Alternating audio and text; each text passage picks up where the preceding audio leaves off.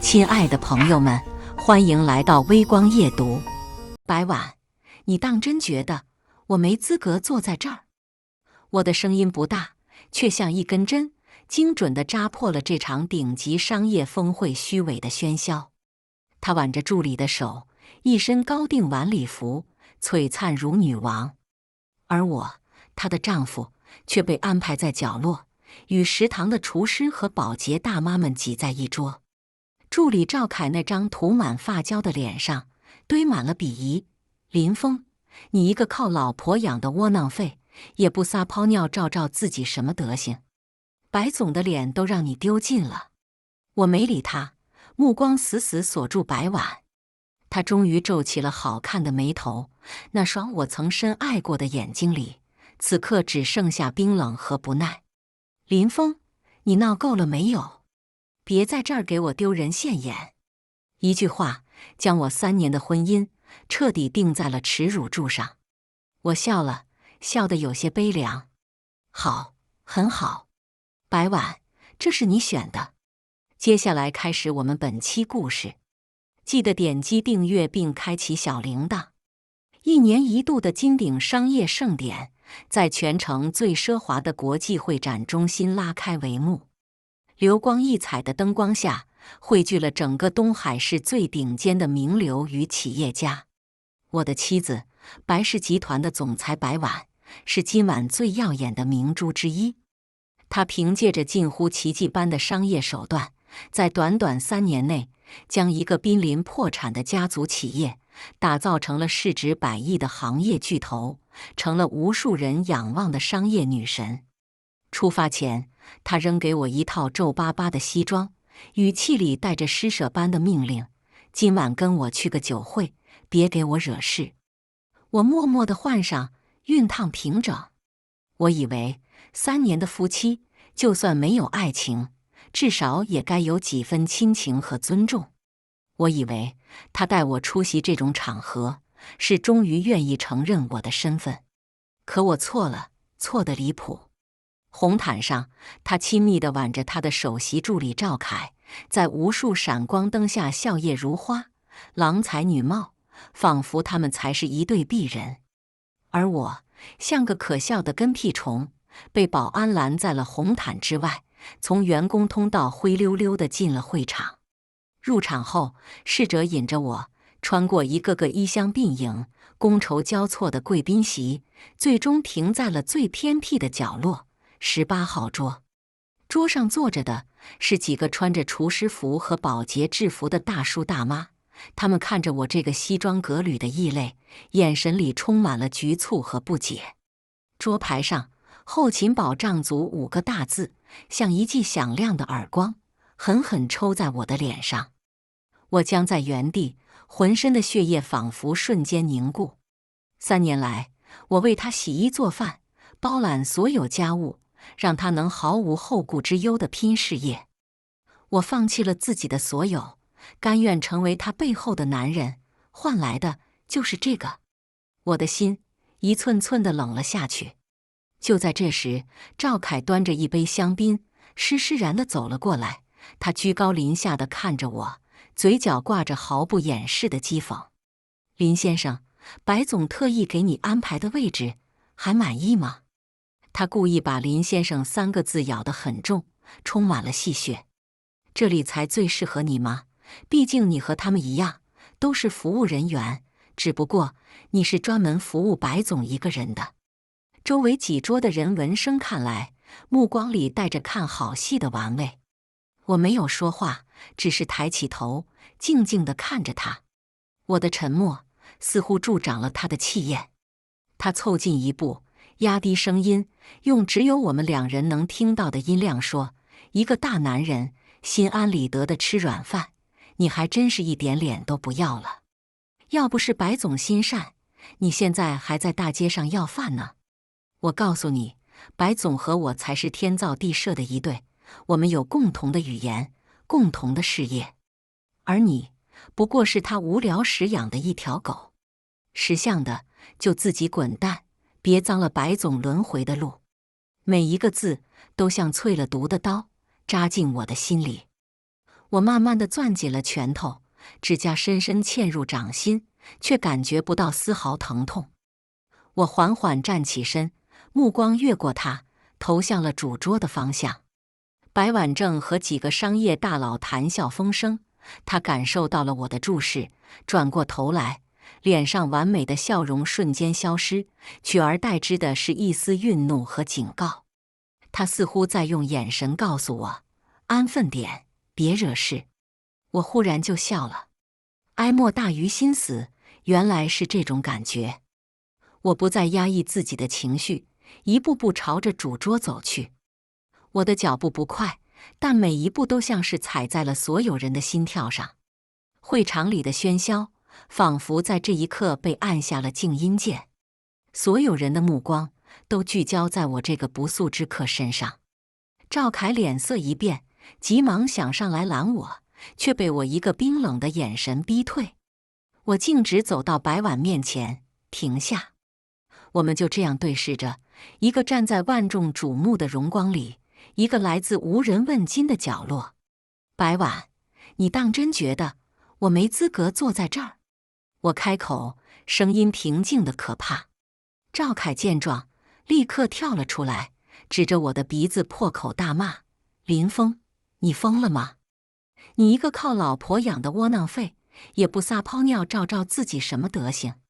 白总的脸都让你丢尽了。他急于在白婉面前表现自己，言辞越发恶毒。我根本没看他，我的眼里只有白婉。你也觉得我没这个资格，是吗？我再次问道。一桌子的大佬都停下了交谈，饶有兴致地看着这场豪门闹剧。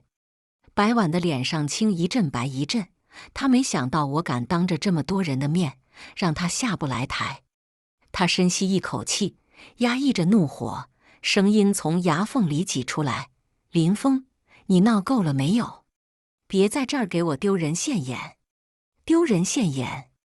我咀嚼着这4个字，笑意更深了。在你心里，我就是这么一个让你丢脸的存在，不然呢？他终于撕下了伪装，眼神里的厌恶和鄙夷再也藏不住。你看看你穿的这身衣服，看看你身上的穷酸气，哪一点配得上站在这里？我带你来是我的仁慈，你别给脸不要脸。仁慈？我哈哈大笑起来，笑声里充满了无尽的悲凉和嘲讽。好一个仁慈！白婉，我最后问你一次，在你心里，我林峰到底算什么？他被我的笑声刺激到了，猛地一拍桌子，站了起来，指着我的鼻子，一字一句地说道：你是我白婉这辈子最大的污点。话音落下，全场死寂，随即爆发出一阵压抑不住的窃笑声。所有人都像在看一个天大的笑话。我看着他因愤怒而扭曲的俏脸，心中最后一点温情也随之灰飞烟灭。污点？原来我3年的付出，3年的隐忍，在他眼里只是一个污点。我点了点头，脸上的笑容慢慢收敛，取而代之的是一种他从未见过的冷漠。好，我只说了一个字。然后我转过身，在全场幸灾乐祸的目光中，头也不回地走向会场大门。白婉看着我决绝的背影，不知为何，心中突然涌起一阵莫名的慌乱。但随即，这种慌乱就被更强烈的羞愤所取代。一个废物而已，走了正好。他重新坐下，端起酒杯，强迫自己恢复镇定，对周围的大佬们挤出一个僵硬的笑容：抱歉，让各位见笑了，一点家事。邻桌一位须发皆白、气度不凡的老者放下了手中的茶杯，若有所思地看着我离去的方向，对他身边的中年人低声说了一句：去查查那个年轻人。而我走出金碧辉煌的会展中心，晚风吹在脸上，冰冷刺骨。我掏出一部款式老旧的诺基亚手机，这部手机我用了10年。我拨通了一个烂熟于心的号码，电话几乎是秒接。少主。电话那头传来一个恭敬而沉稳的声音。老王，我的声音平静无波。游戏该结束了。通知下去，天晴资本正式入场。我要白氏集团在天亮之前从东海市的版图上彻底消失。挂断电话，我将那部诺基亚的电话卡取出，掰成2半，连同手机一起扔进了路边的垃圾桶。过去3年的林峰，那个唯唯诺诺、甘为孺子牛的家庭主夫，在这一刻已经死了。现在站在这里的是天晴资本的唯一继承人林峰。我没有回家，而是打车去了黄浦江边的一栋摩天大楼。这里是天晴资本华夏区的总部，整栋楼都是我的产业。顶层的总裁办公室已经3年没有启用过，却依旧一尘不染。巨大的落地窗外是整个城市的璀璨夜景，万家灯火如同星辰坠入凡间。曾几何时，我也幻想过和白婉站在这里共享这片繁华，可惜他亲手打碎了这个梦。少主，一个身穿黑色西装、头发梳理得一丝不苟的中年男人走了进来，正是电话里的老王，王忠，天晴资本华夏区的总负责人，也是看着我长大的中普。都安排好了。他躬身道，针对白氏集团的暴风雪计划已于5分钟前全面启动。我们在美股的操盘手正在利用白氏集团在海外发行的债券进行疯狂做空。同时，我们已经暗中联合了白氏的几大供应商，他们会以质量问题为由，单方面中断合作。另外，我们已经将白氏集团近年来所有违规操作、偷税漏税的证据打包发给了相关部门。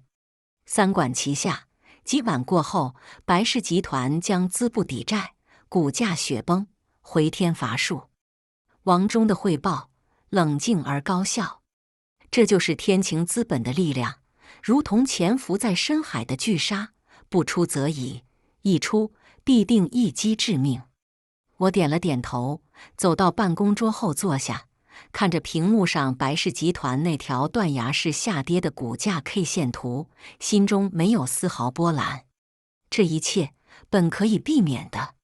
3年前，我厌倦了家族的商业倾轧和虚伪的社交，只想找个地方过几天普通人的生活。我在一个雨夜遇到了被竞争对手暗算，差点破产的白婉。他那双倔强又不服输的眼睛，像极了当年的我。我动了恻隐之心，也动了一点真情。我隐瞒身份，以一个普通人的面目接近他，追求他，最终和他结了婚。这3年来，我动用天晴的资源，在暗中为他铺平了所有道路。他所谓的商业奇迹，每一个关键的节点，每一次绝境逢生，背后都有我的影子。那个给他提供关键贷款的银行行长，是我父亲的老部下。那个突然倒戈，让他成功收购的竞争对手，是我用一份他们无法拒绝的海外订单换来的。那个帮他打赢关键专利官司的顶级律师，是我天晴法务部的王牌。我为他扫清了一切障碍，让他可以毫无阻碍地冲上云霄，成为那颗最耀眼的星。我以为他功成名就之后会回头看到一直站在他身后的我。我以为他会明白，平淡的陪伴才是最长情的告白。我把他捧上了神坛，他却反过来嫌我站在地上弄脏了他的裙角，何其可笑！金鼎盛典的会场内，气氛已经从最初的看戏变得诡异起来。白婉还在强撑着笑脸，和各路大佬虚与委蛇。突然，他身边的一位地产大亨手机响了，他接完电话，脸色大变。白总，不好意思，我公司有点急事，先走一步。他匆匆告辞，甚至顾不上礼貌。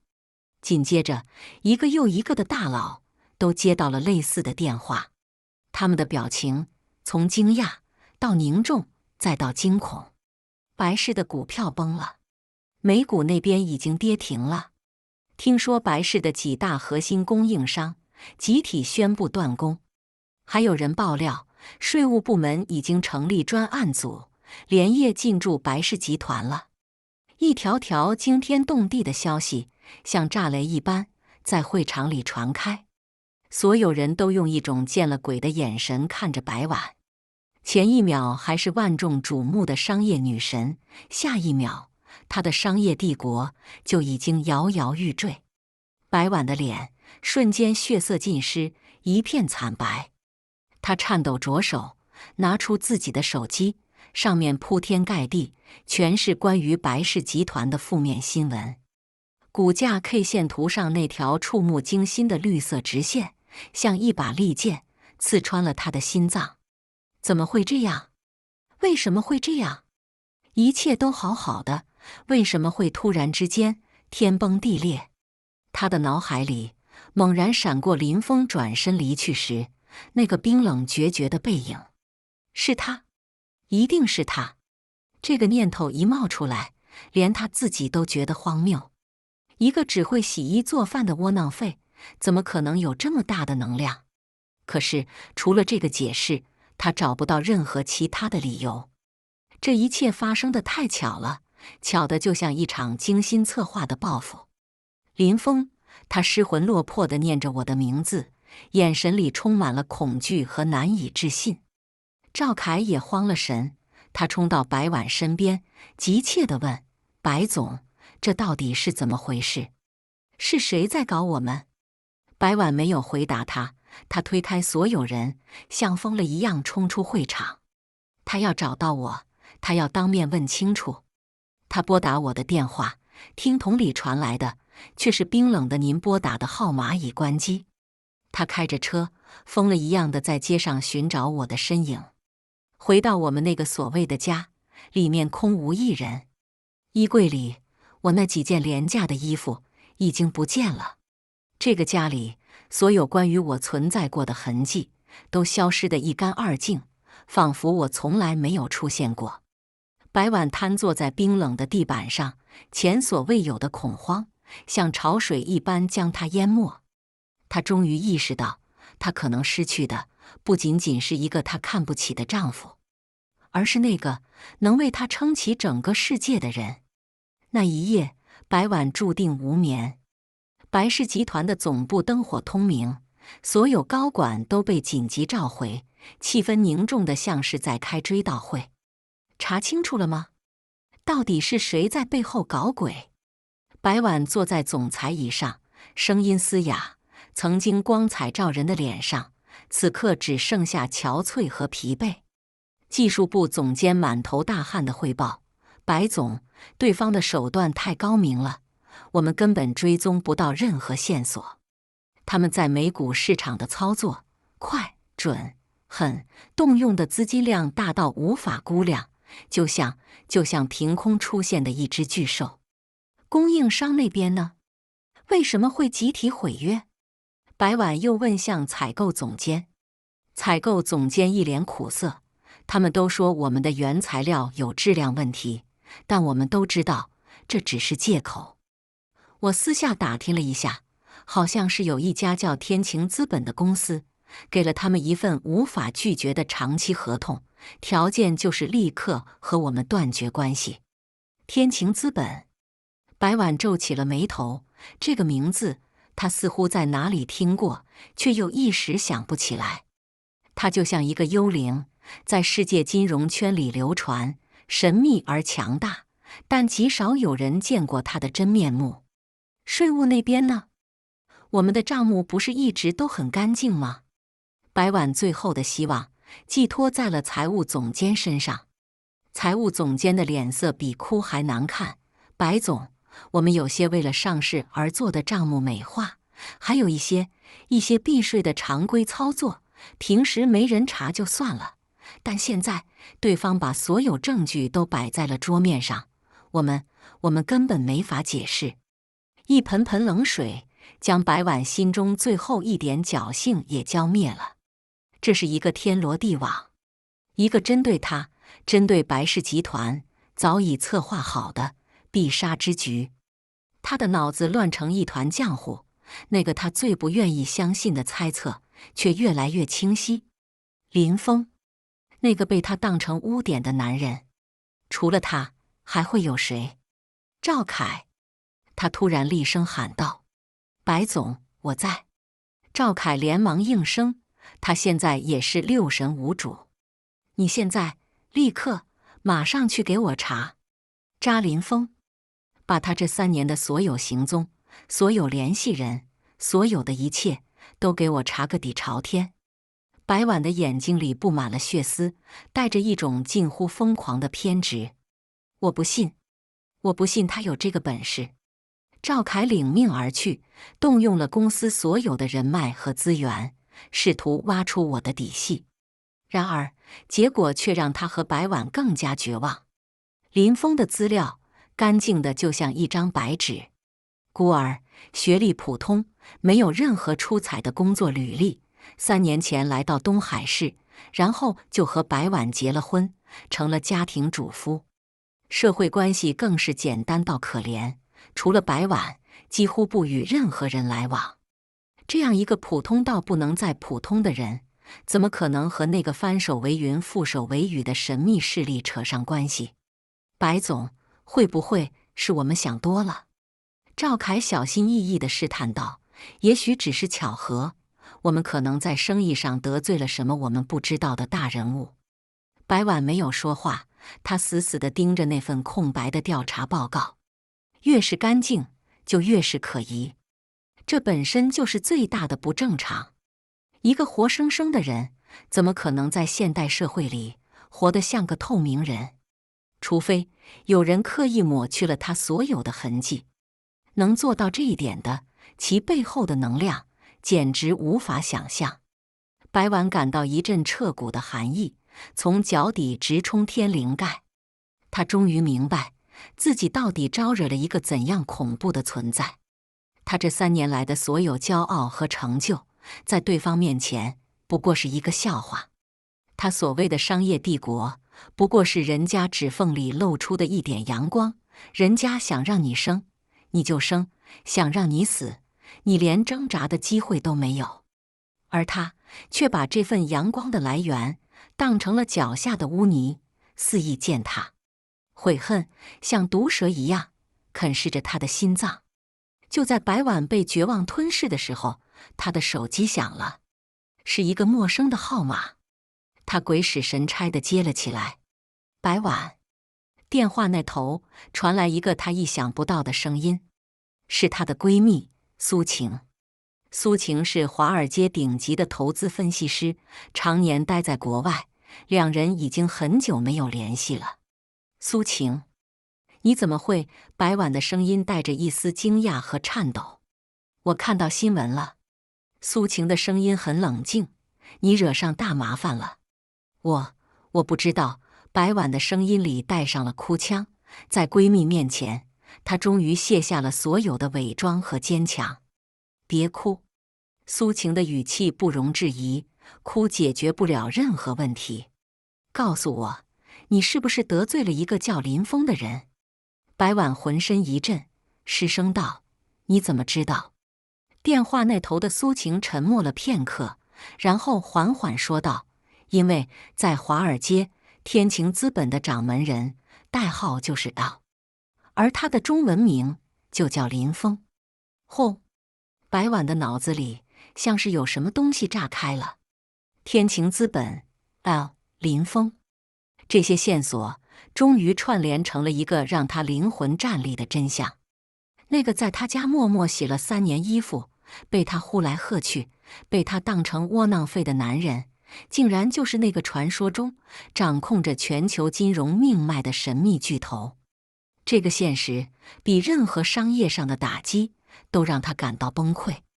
这已经不是一个笑话了，这是一个天大的讽刺。他白婉自诩商业女神，慧眼识珠，结果却把一颗全世界最璀璨的钻石当成了路边的石头，还嫌他个脚。我，白婉张着嘴，却一个字也说不出来，巨大的冲击让他几乎窒息。白婉，你听着。苏晴的声音变得严肃起来。现在唯一能救你的，只有他。找到他，求他，无论用什么方法，让他原谅你。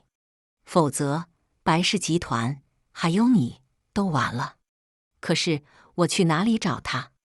白婉的声音充满了绝望。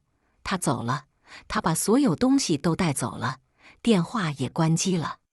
我知道他在哪。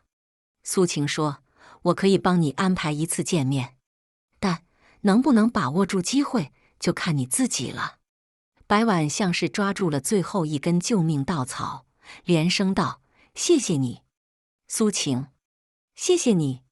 只要能见到他，我做什么都愿意。挂了电话，白婉瘫在椅子上，泪水无声地滑落。她不知道等待她的将会是怎样的审判。而在城市的另一端，苏晴挂断电话后，立刻拨通了另一个号码。老板，他的声音充满了恭敬，一切按计划进行。白婉已经彻底崩溃，他相信是我在帮你，并且已经答应了见面。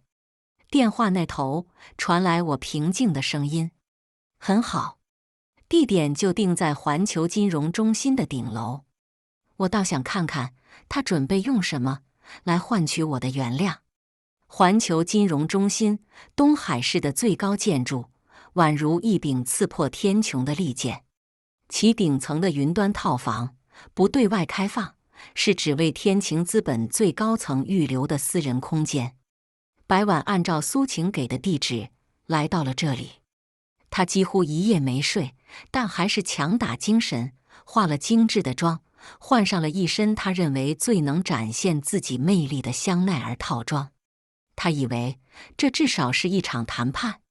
她准备了无数的话术，准备了各种方案，甚至准备好了出让白氏集团的大部分股权，只要能保住公司，保住他白手起家的心血。他甚至幻想过用过去3年的情分，用女人的眼泪和温柔来唤醒我心中可能还残存的一丝怜悯。当侍者为他推开那扇厚重的实木大门时，他深吸一口气，脸上挤出一个练习了无数遍的柔弱而凄美的笑容。然而，当他看清房间里的人时，脸上的笑容瞬间凝固。巨大的落地窗前，背对着他，站着一个熟悉又陌生的身影。那个背影，他看了3年。宽厚的肩膀，挺拔的身姿，即使穿着最普通的家居服，也掩盖不了那份独特的气质。只是此刻，他身上那股让他熟悉的温和气息已经荡然无存，取而代之的是一种君临天下般的强大气场，压得他几乎喘不过气来。而在他的身边，毕恭毕敬地站着一位老者。白婉认得他，正是金鼎盛典上坐在邻桌那位气度不凡的秦家老爷子秦振邦。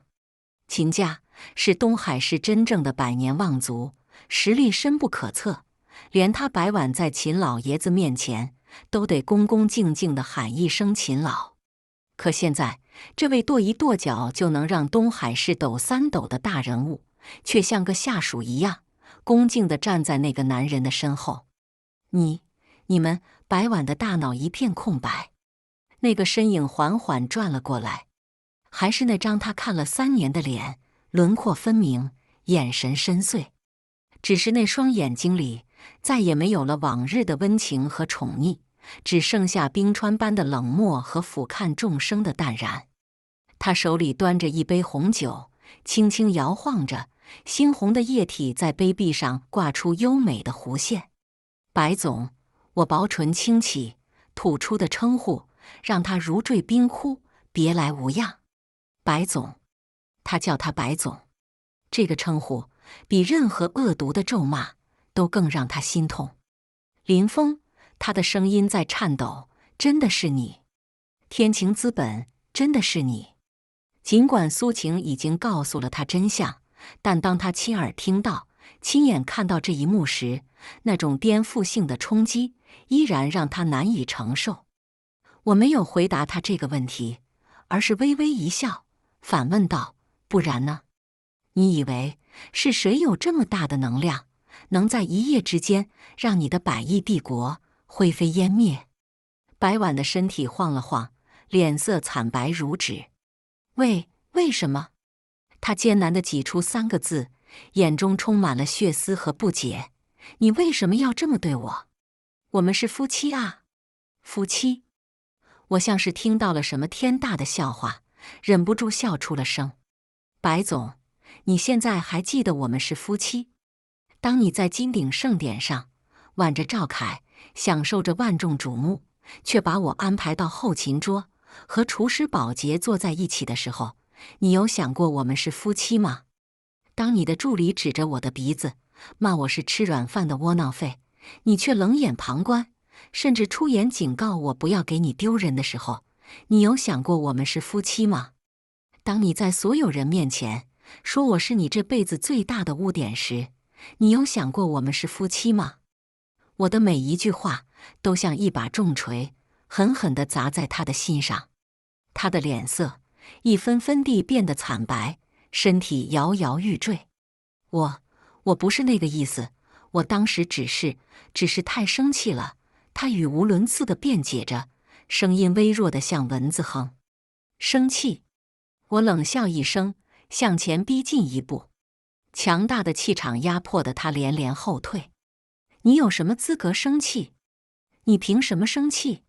白婉，你是不是真以为你今天的成就是靠你自己得来的？你是不是真以为你是百年不遇的商业奇才？我的声音陡然拔高，如同惊雷炸响。你错了，没有我，3年前你的白氏集团就已经破产清算了。你现在可能还在人才市场，为了1个月几千块的工资，和别人争得头破血流。白婉猛地抬起头，难以置信地看着我。你什么意思？我转身从办公桌上拿起一沓文件，狠狠地摔在他的面前。你自己看。文件散落一地，每一张都记录着一个足以让他崩溃的真相。3年前，白氏资金链断裂，是华鼎银行的张行长顶着总行的压力，给你批了50亿的无抵押贷款。你以为是你的商业计划书打动了他？告诉你，他是我父亲一手提拔起来的。2年前，你和宏远集团争夺城南那块地，就在你弹尽粮绝的时候，宏远集团突然资金链出了问题，主动退出。你以为是天降好运？告诉你，是我让天晴在欧洲狙击了他们最大的股东，让他们自顾不暇。1年前，你的核心技术被对手窃取，反过来告你侵权。就在你要输掉官司的时候，号称律政不败神话的罗毅大律师主动找上你，帮你反败为胜。你以为是你运气好？告诉你，他是我天晴法务部的首席顾问。还有你那些所谓的关键合作伙伴，那些给你送来巨额订单的贵人，全都是我。是我在背后为你铺好了每一步路。是我把你这个扶不起的阿斗硬生生捧成了所谓的商业女神。我指着他，一字一句，如同最严厉的法官，宣判着他的无知和可笑。我为你扫平了一切，为你挡住了所有风雨。我只希望你能有一天回头看看那个一直在你身后的我。可你呢？你是怎么回报我的？你把我当成一个污点，一个让你丢脸的废物。白婉，你的骄傲，你的成就，你所有的一切都是我给的。现在我只不过是想把我给你的东西收回来而已。这有错吗？我的声音在空旷的房间里回荡，每一个字都化作最锋利的刀，将他那可怜的自尊凌迟得体无完肤。白婉瘫坐在地上，看着满地的文件，泪水和妆容混在一起，狼狈不堪。她引以为傲的一切瞬间崩塌。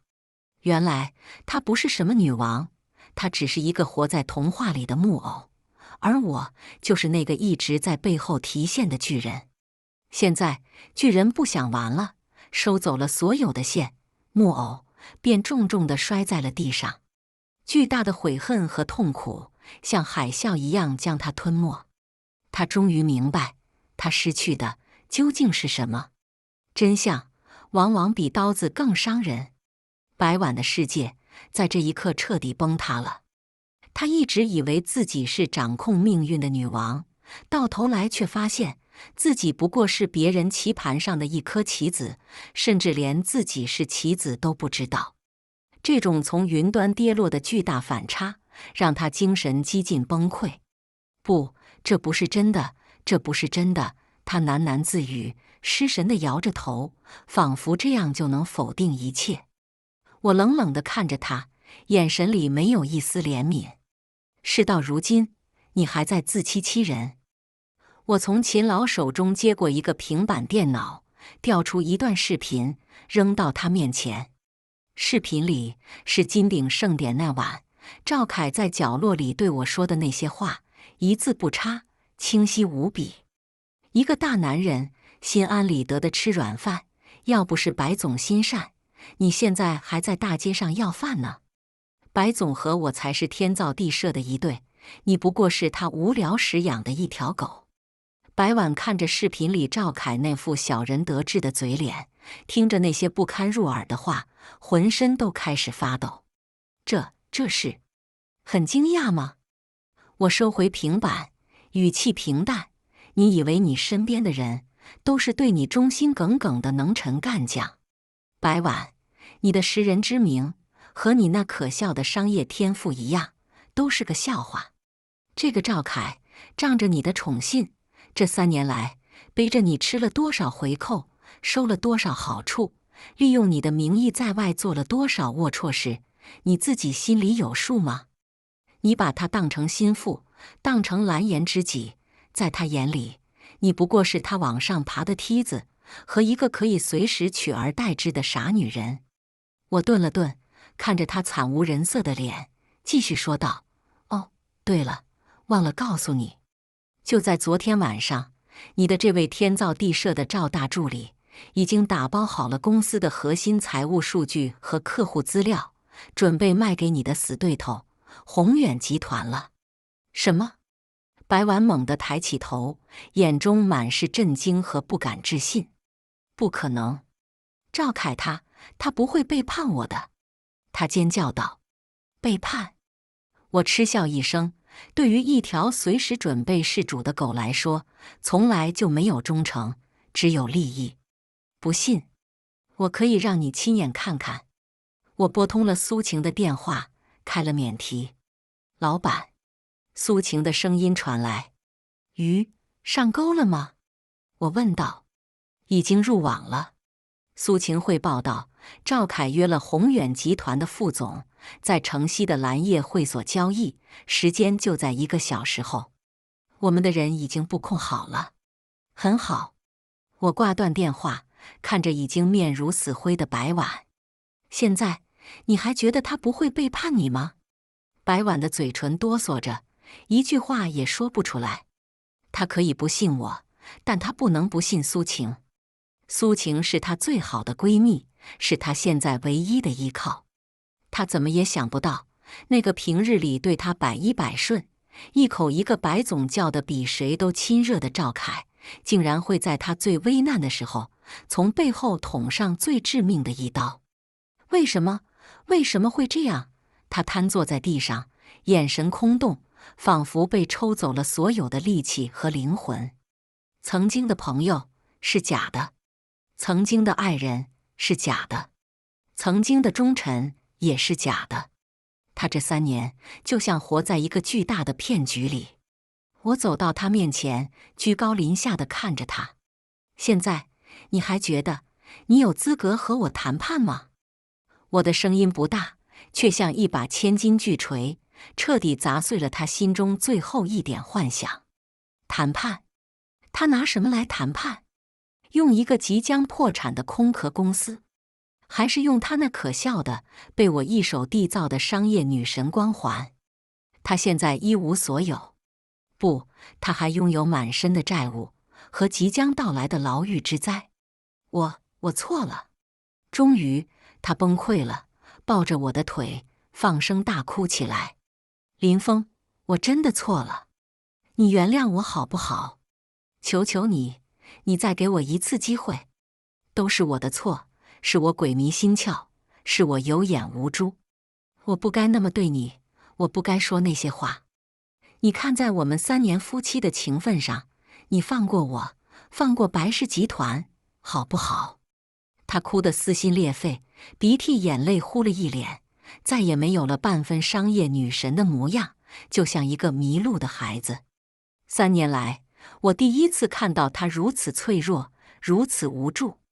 若是换作以前，我或许会心软，但现在我的心早已在金鼎盛典那个冰冷的夜晚，被他亲手捏碎，冻成了万年玄冰。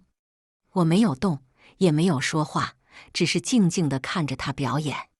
等他哭声渐歇，我才缓缓地抬起脚，将他的手从我的裤腿上一根一根地掰开。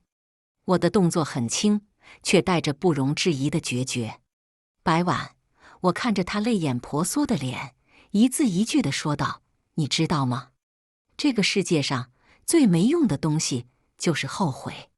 机会我给过你，在你把我安排在后勤桌的时候，我等过；在你助理羞辱我的时候，我等过；甚至在你骂我是污点的时候，我还给了你最后一次机会。是你一次又一次的亲手把它推开了。至于夫妻情分，我笑了，笑得无比讽刺。一个连丈夫参加宴会坐哪桌都不配知道的夫妻，有什么情分可言？从你说出污点那2个字开始，我们之间就只剩下法律关系了。说完，我从秦老手中接过另一份文件，放在他面前。文件最上面是几个醒目的大字：离婚协议书。白婉看着那几个字，瞳孔猛地一缩，仿佛被毒蛇咬了一口。不，我不要离婚。林峰，我不要和你离婚。他疯狂地摇着头，伸手想要去撕毁那份协议。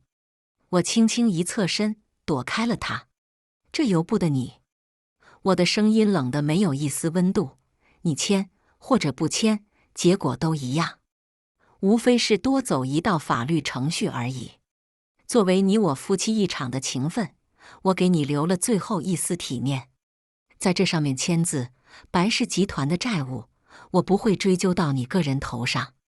我会给你留下一笔钱，足够你下半辈子衣食无忧。当然，前提是你没有因为税务问题进去。如果你不签，我顿了顿，眼中闪过一丝寒芒。那么，天晴资本的法务部和催债部会很乐意和你好好沟通一下。到时候，你失去的可就不仅仅是公司了。我的话像最后的判决，宣判了他所有希望的死刑。他看着我，看着这张他曾经无比熟悉，此刻却无比陌生的脸，眼神从哀求到绝望，最后只剩下死寂。他知道一切都无法挽回了。他颤抖着手，拿起了那支笔。那支笔仿佛有千斤重，每一笔，每一画，都像是在凌迟他的心。当他写下白婉2个字最后一笔的时候，一滴滚烫的泪落在了纸上，晕开了一小片墨迹，就像他那段被他亲手葬送的可笑的婚姻。签完离婚协议，白婉像是被抽走了全身的骨头，瘫软在地上。我没有再看他一眼，转身对秦老说：“秦老，这里交给您处理了。关于赵凯和宏远集团的交易，让苏晴把证据固定好，直接交给警方。商业间谍，该判多少年就判多少年。”“是，少主。”秦老躬身领命。我迈步向外走去，没有丝毫留恋。身后传来白婉绝望的哭喊：“林峰，你真的就这么恨我吗？”我脚步未停，只是淡淡的留下了一句话：“恨。”白婉，你太高看你自己了。对于一个无关紧要的人，我从不浪费情绪。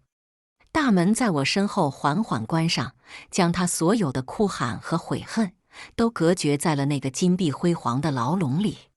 走出环球金融中心，阳光有些刺眼。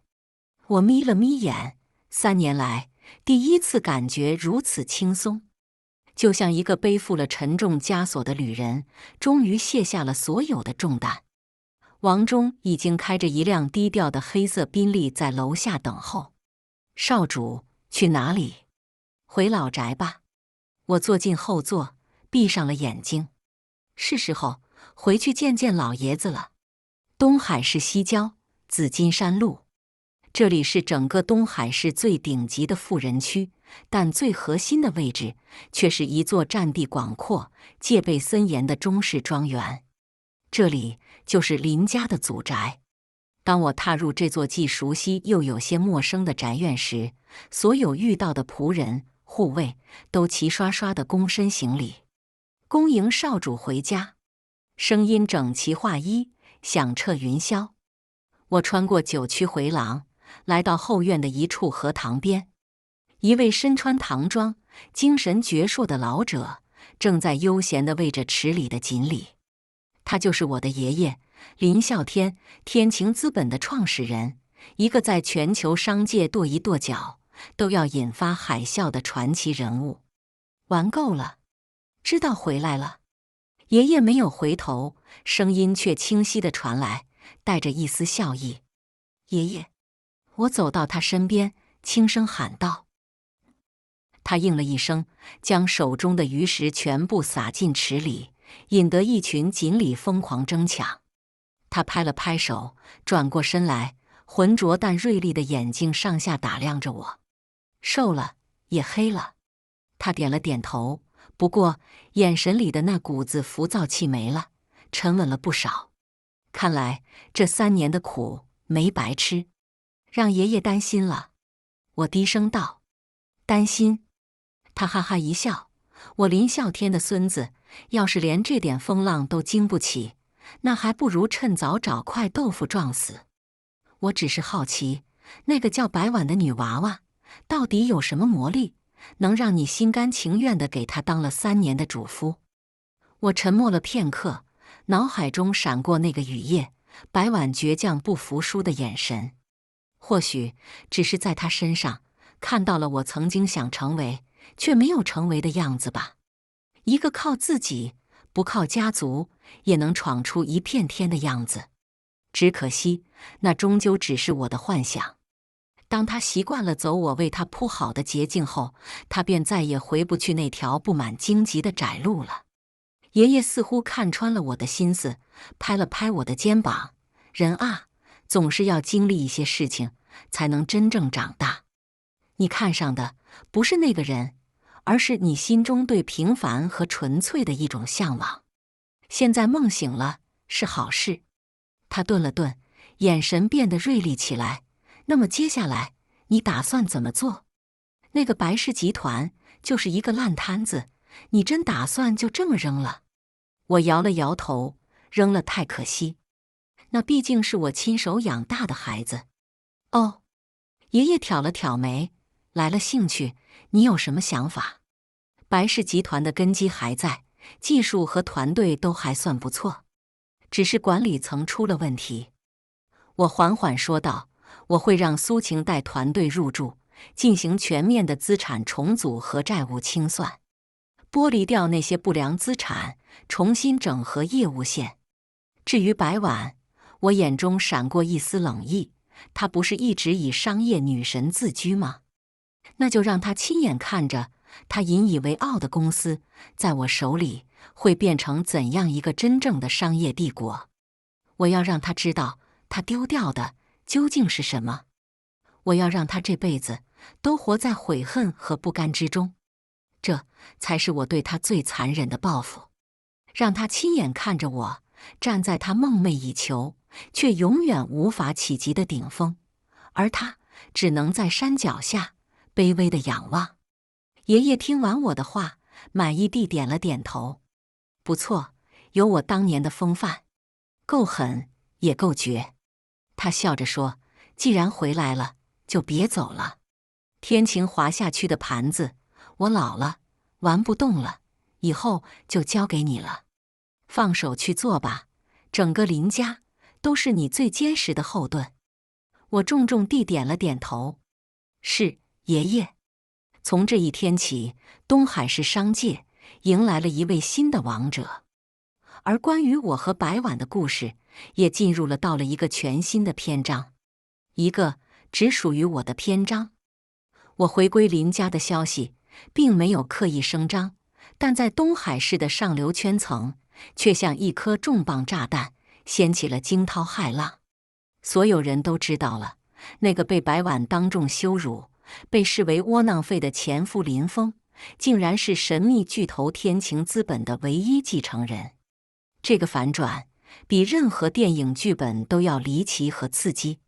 一时间，整个东海市的豪门望族都开始想方设法地想要和我攀上关系。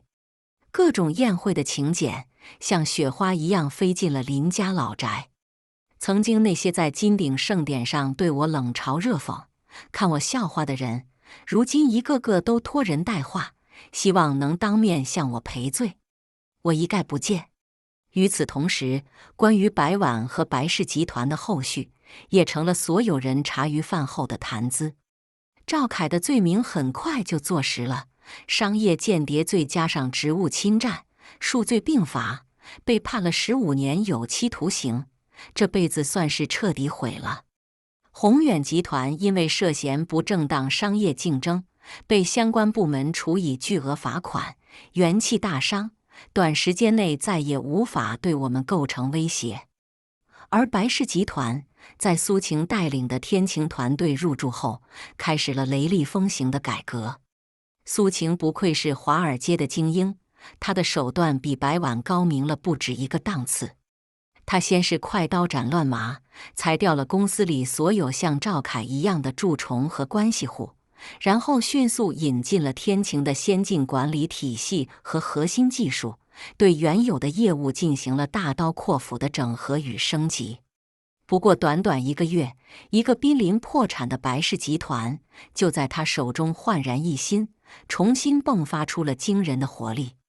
公司的名字也从白氏集团正式更名为新启科技，寓意着告别过去，开启新生。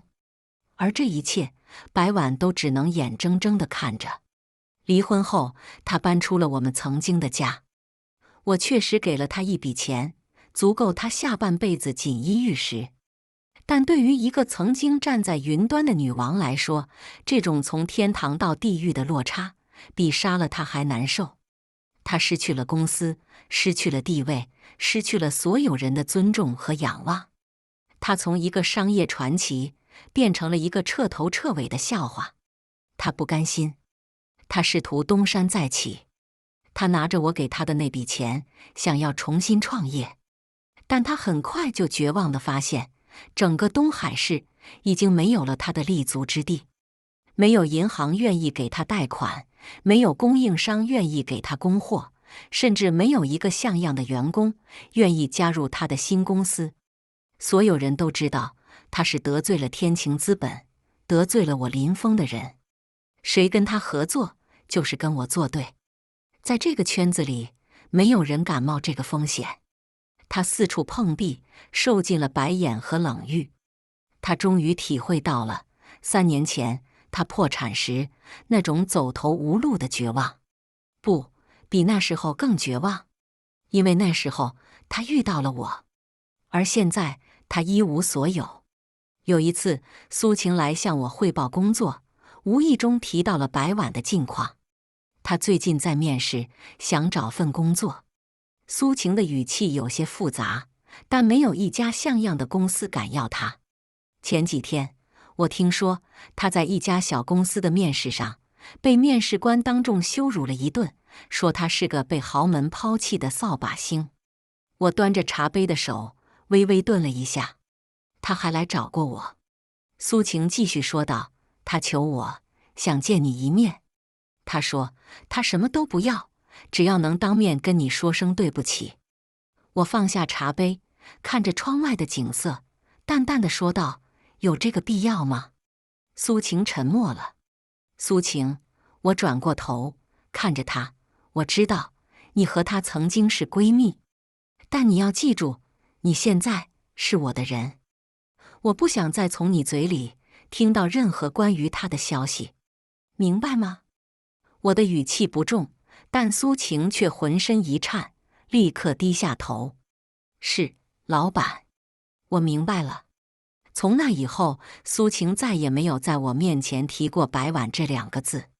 时间是最好的疗伤药，也是最钝的刀。它会慢慢磨平伤口，也会慢慢磨掉一个人的所有棱角和骄傲。又过了几个月，新起科技在苏晴的带领下发展势头迅猛，不仅收复了白氏集团原有的全部市场，更是开拓了数个全新的高科技领域，市值一路飙升，很快就突破了1000亿大关，成了东海市乃至全国都炙手可热的明星企业。为了庆祝公司取得的阶段性成功，也为了进一步扩大公司的影响力，苏晴决定举办一场盛大的庆功酒会。地点依旧选在了金鼎盛典的那个会展中心。历史总是惊人的相似，只是这一次，舞台上的主角已经换了人。作为公司的幕后老板，我自然也要出席。酒会当晚，我穿着一身得体的手工定制西装，和苏晴一起出现在了会场。苏晴一袭红色晚礼服，明艳动人，站在我身边，气场强大。2人站在一起，立刻成了全场的焦点。无数的商界名流、行业大佬纷纷上前，恭敬地向我问好，和我攀谈。我游刃有余地应酬着，脸上挂着恰到好处的微笑。就在这时，我眼角的余光瞥到了一个熟悉的身影。在会场最不起眼的角落里，一个端着托盘、穿着侍者制服的女人，正低着头，默默地收拾着客人用过的餐具。她的动作有些笨拙，显然并不熟练。长发遮住了她的半张脸，但那熟悉的轮廓，我一眼就认了出来，是白碗。她竟然沦落到了在这里当服务员的地步。我微微皱了皱眉，似乎是感受到了我的注视，她下意识地抬起了头。四目相对，她的眼中瞬间充满了震惊、慌乱、羞愧，以及一丝我看不懂的复杂情绪。她像是受惊的兔子，猛地低下头，端着托盘，转身就想逃离。但她太慌张了，转身的时候不小心撞到了旁边一个客人的身上，托盘上的酒杯和餐盘哗啦一声摔了一地，红酒洒了那个客人一身。你他妈没长眼睛啊！那个客人是个脑满肠肥的中年男人，他勃然大怒，指着白碗的鼻子就破口大骂。这边的动静立刻吸引了全场的注意，所有人的目光都投向了那个狼狈不堪的身影。对不起，对不起，我不是故意的。白碗慌忙地蹲下身，试图用手去捡地上的玻璃碎片，却不小心被划破了手指，鲜血顿时涌了出来。他疼得缩回了手，眼中噙满了泪水，那副楚楚可怜的样子，却没能换来任何同情。对不起就完了？你知道我这身西装多少钱吗？阿玛尼的，把你卖了都赔不起。那个油腻的中年男人不依不饶，唾沫星子都快喷到白碗脸上了。我赔给你。白碗颤抖着声音说道。你赔？你拿什么赔？你看你这副穷酸样，一个月工资有3000块吗？男人更加鄙夷地上下打量着他。周围的人群里已经有人认出了白碗。咦，那不是白氏集团以前那个白总吗？真的是他？他怎么在这里当服务员了？啧，真是风水轮流转啊！想当初他多风光，现在竟然落魄成这样。还不是他自己做的。听说他把天晴资本的太子爷给得罪惨了，现在整个东海市谁敢用他？议论声、嘲笑声像无数根针扎在白婉的身上。他把头埋得更低了，恨不得地上有条缝能让他钻进去。曾经，她是在这种场合享受着所有人仰望和赞美的女王，而现在，她却成了所有人鄙夷和嘲笑的小丑。这种从云端坠入泥潭的羞辱，让她痛不欲生。那个油腻男人似乎也听到了周围的议论，他认出了白婉，脸上的表情变得更加玩味和嚣张。哦，原来是白总啊，真是失敬失敬。他故意拉长了音调，阴阳怪气地说道：“怎么，百亿公司的总裁不当，跑来这里端盘子了？这是体验生活呢？白总，你这身衣服可配不上你的身份啊！要不今晚跟我走，我给你买10套阿玛尼，怎么样？”男人说着，伸出他那肥腻的手，就想去摸白婉的脸。周围的人都抱着看好戏的心态，没有人出声制止。就在这时，住手！一个冰冷的声音在人群后响起，众人闻声望去，自动让开了一条路。我面无表情地走了过来，苏晴和几个保镖跟在我身后。那个油腻男人看到我，脸上的嚣张瞬间变成了谄媚和惊恐。林少，您怎么来了？他结结巴巴地说道，额头上渗出了冷汗。他再蠢也知道，新起科技的庆功酒会，我这个幕后老板必然在场。我没有理他，径直走到白婉面前。他依旧蹲在地上，浑身发抖，不敢抬头看我。我看着他被划破的手指，看着他身上那件廉价而不合身的侍者服，心中没有愤怒，也没有怜悯，只有一片死水般的平静。我脱下自己的西装外套，披在了他的身上，遮住了他狼狈的身体。然后我转过身，看着那个油歪腻男人：“你的西装多少钱？”我淡淡地问道。不值钱，不值钱。林少，是我有眼不识泰山，您大人有大量，别跟我一般见识。男人吓得魂飞魄散，连连摆手。王忠，我喊了一声，在。王忠立刻上前，开一张100万的支票给他。我说道：“是。”王忠拿出支票本，刷刷几笔，写好了一张支票，递给了那个男人。男人看着支票上的一长串零，眼睛都直了，一时间忘了反应。现在你可以滚了。我的声音依旧平淡。男人如蒙大赦，拿着支票，连滚带爬地消失在了人群中。我处理完这一切，才重新看向白婉。她缓缓地抬起头，泪眼婆娑地看着我，嘴唇翕动，似乎想说什么。林峰，起来吧。我打断了他的话，向他伸出了手。他犹豫了一下，最终还是把他那只冰冷、颤抖的手放在了我的掌心。我将他从地上拉了起来。全场一片死寂，所有人都屏住呼吸，看着这戏剧性的一幕。谁也猜不透我到底想做什么。难道是旧情复燃，想要英雄救美，重归于好？不少女宾客的眼中已经露出了嫉妒的神色。白婉似乎也抱有了一丝幻想，她的眼中重新燃起了一点微弱的希望之光。她看着我，眼神里充满了期待和哀求。我扶着她站稳，然后松开了她的手。我后退一步，拉开了我们之间的距离。我看着她，缓缓开口，声音不大，却清晰地传遍了整个会场：“白总，好久不见。”一句白总，瞬间将他所有的幻想击得粉碎。他的脸色再次变得惨白。我环视了一圈周围看热闹的人群，然后提高了音量，朗声说道：“各位，给大家介绍一下，这位是白婉女士，曾经的白氏集团总裁，也是一位非常有能力的商业女性。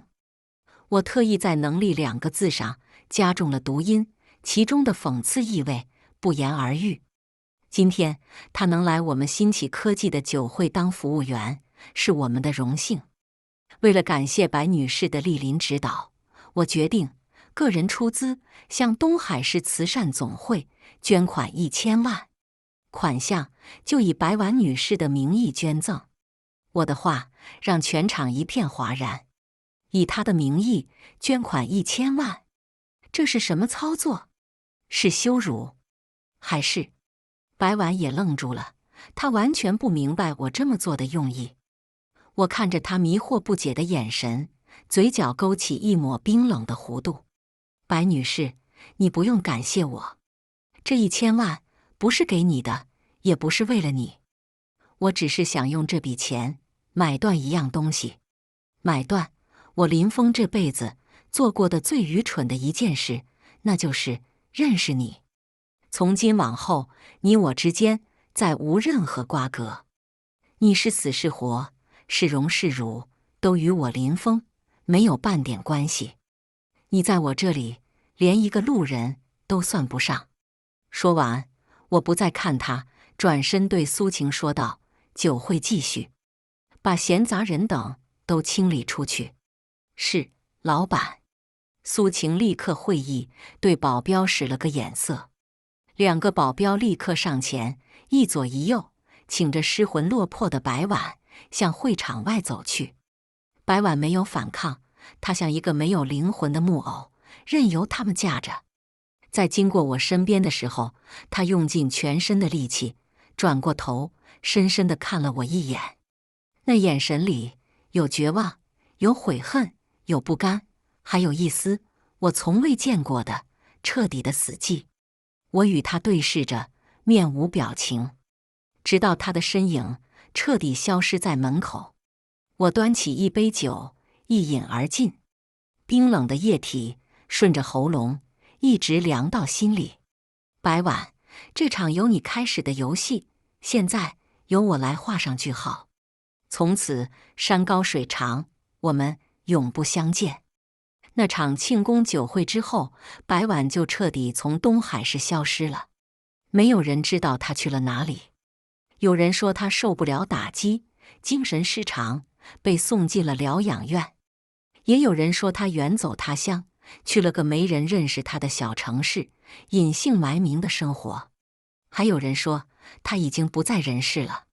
各种传言都有，但都无法证实。她就像一滴水汇入了人海，再也找不到任何踪迹。而我也再也没有刻意去打听她的消息。就像我说的那样，她于我而言已经是个彻底的陌生人。我的生活在回归林家之后，走上了另一条截然不同的轨道。在爷爷的授意下，我正式接管了天晴资本在整个华夏区的业务。我开始频繁地出现在各种顶级的财经峰会和论坛上，我的名字也开始和一个个动辄千亿的投资项目联系在一起。曾经那个只会洗衣做饭的家庭主妇林峰，已经彻底成了一个传说，取而代之的是商界新一代的领军人物——天晴的太子爷林峰。苏晴成了我最得力的左膀右臂。他不仅将新起科技打理得井井有条，更是在我接手天晴的初期，帮我处理了大量的繁杂事务，让我能迅速站稳脚跟。我们之间的关系也从单纯的上下级多了一层知己般的默契。他懂我，知道我想要什么，也知道我的底线在哪里。和他在一起工作很舒服，很高效。很多人都以为我们最终会走到一起，毕竟郎才女貌，门当户对，怎么看都是天作之合。连我爷爷都曾旁敲侧击地问过我对苏晴的看法，我只是笑了笑，没有回答。我知道苏晴对我有好感，我也承认她是个非常优秀的女人。但经历过和白婉那段失败的婚姻后，我对感情有了一种本能的戒备和疲惫。我害怕再次付出真心，换来的却是又一次的背叛和伤害。我的心像是一座被冰封的城堡，再也无法轻易为谁打开大门。时间就在忙碌的工作中飞速流逝，转眼间1年过去了。这1年里，我带领天晴资本在国内完成了数个里程碑式的投资，进一步巩固了林家在商界的霸主地位。新启科技也在苏晴的带领下，成功在内斯达克上市，市值突破了5000亿，成了真正的科技巨头。我的事业达到了前所未有的顶峰。然而，每到夜深人静的时候，我偶尔还是会感到一丝空虚。我站在环球金融中心顶楼的办公室里，俯瞰着脚下这座繁华的城市，心中却总觉得少了点什么。我拥有了世人梦寐以求的一切，财富、地位、权力，但我却并不快乐。这天是爷爷的80大寿，林家老宅张灯结彩，宾客云集，几乎整个华夏最有权势的一批人都前来贺寿。宴会上，我作为林家的长孙，自然是全场的焦点。我端着酒杯，穿梭在人群中，和一位位政商巨擘谈笑风生，脸上挂着得体而疏离的微笑。就在这时，一个意想不到的人出现在了我的面前，是秦老爷子。他拄着拐杖，在家人的搀扶下来到了我的身边。小峰啊，他笑着拍了拍我的肩膀。秦爷爷，您怎么亲自过来了？我连忙扶住他。你爷爷大寿，我这个老家伙怎么能不来？他笑了笑，然后平退左右，压低声音对我说：跟我来，有样东西，我想你可能会感兴趣。我心中有些疑惑，但还是跟着他来到了后院一间僻静的书房。秦老从怀里小心翼翼地取出一个用黄布包裹着的东西，放在了桌上。他一层层地打开，里面是一幅画，画上是一个女人的背影。她站在一片荒芜的戈壁上，眺望着远方的落日，身影显得孤寂而萧索。虽然只是一个背影，但我还是一眼就认了出来，那是白婉。我的心猛地一颤。这时我的声音有些干涩。这是我一个搞摄影的朋友，前不久在西北采风时无意中拍到的。秦老缓缓说道。他在一个偏远的山区支教，已经快1年了。那里很苦，不通电，不通网，喝水都要去几公里外的山沟里挑。他一个人教着几10个孩子，语文、数学、音乐、美术，什么都教。我那朋友说，他去的时候看到他正带着孩子们在画画，孩子们画的是高楼大厦，是汽车飞机，而他画的只有这么一个看落日的背影。秦老看着我，眼神意味深长。他说，他这辈子看过最美的风景，就是在一个人的身后，看着他走向辉煌。可惜他把那个风景亲手弄丢了。小峰啊，我知道他伤你很深，但是人非圣贤，孰能无过？他用1年的时间在那种地方折磨自己，也算是为他犯下的错付出了代价。有些事是不是也该放下了？我看着画上那个孤寂的背影，心中五味杂陈。我以为我早已将他彻底忘记，我以为我的心早已坚如磐石。可为什么在看到这幅画，听到这些话的时候，我的心还是会痛？我沉默了很久很久，最终我从秦老手中接过了那幅画。秦爷爷，谢谢您，我低声说道，我知道该怎么做了。我最终还是没有去找白婉，我把那幅画挂在了我书房最显眼的位置。每天我都会看着画上那个孤寂的背影出神很久。秦老的画像一颗石子，在我冰封的心湖上投下了一圈圈的涟漪。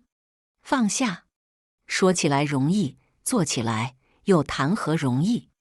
伤害已经造成，伤疤即使愈合，也永远无法消失。我不知道，如果再见到他，我该用一种什么样的表情去面对？是继续冷漠，还是……我陷入了前所未有的迷茫。苏晴似乎看出了我的心事。有一次，她在我办公室里看着那幅画，轻声问道：“老板，你还爱他，是吗？”我没有回答，只是反问他：“你觉得呢？”苏晴苦笑了一下：“我不知道，我只知道，如果你真的放下了，就不会把这幅画挂在这里，每天看着它。老板，我跟了你这么久，我了解你，你是个重感情的人，也是个心软的人。你对他的报复，与其说是恨，不如说是一种得不到回应的爱转化而成的执念。你把他从云端打落，把他的一切都夺走，其实只是想证明他在你心中的重要性。你只是想让他像你在乎他一样在乎你。”苏晴的话一针见血，刺穿了我所有的伪装。是啊，我做的这一切究竟是为了什么？如果我真的不在乎他，为什么要在酒会上用那样一种方式去羞辱他，去和他划清界限？真正的忘记是无视，是漠然。而我所有的行为都像一个在赌气的孩子，用最激烈的方式去吸引那个不理睬自己的玩伴的注意。我只是不肯承认我还爱着他，那又如何？我自嘲地笑了笑，一切都回不去了。不试试怎么知道呢？苏晴看着我，眼神里充满了鼓励。老板，去把他找回来吧，别让自己的人生留下遗憾。白婉她骄傲、自负，但也脆弱、敏感。她犯了错，也为此付出了惨痛的代价。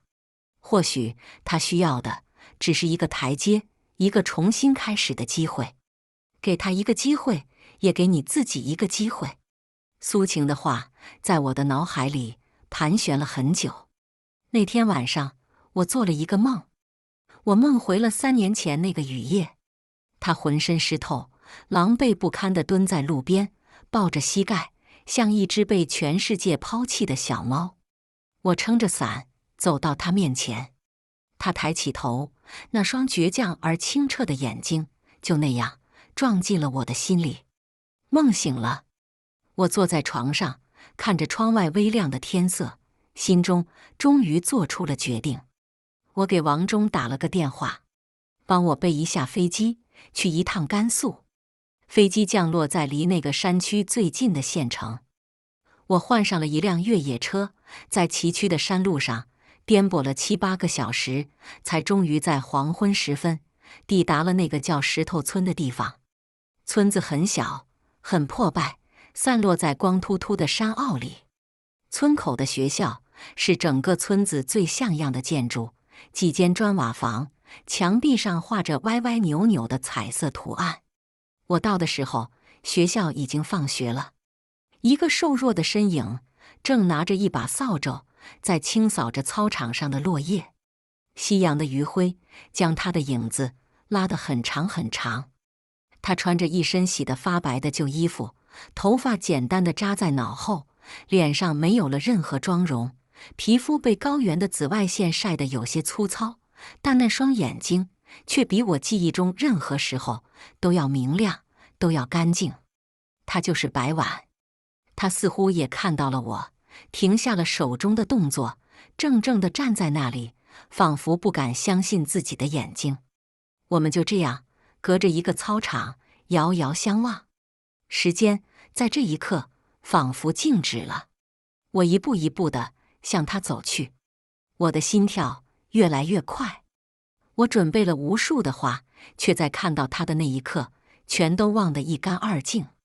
最终，我走到他面前，停下，千言万语只化作了一句：“我来接你回家。”他看着我，眼眶瞬间就红了，泪水像断了线的珠子，无声地滑落。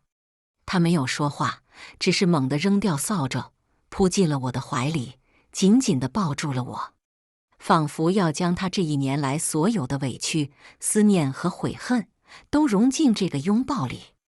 我抱着他瘦弱的身体，感受着他的颤抖和泪水，冰封的心在这一刻终于彻底融化。我低头，在他的耳边轻声说道：“白婉，我们重新开始。这一次不是施舍，不是怜悯，也不是报复，而是我愿意放下所有的骄傲和伤痛，再给你，也给我自己一次机会，去爱，去相信。”远处的夕阳正缓缓落下，将整个天空染成了温暖的金色。我知道，从明天起又将是崭新的一天。感谢大家的观看。本期故事精彩吗？欢迎大家在下方评论区吐槽。如果你喜欢这类故事，记得点击订阅微光夜读，并分享给更多的人，这会对我帮助很大。再次感谢大家的观看。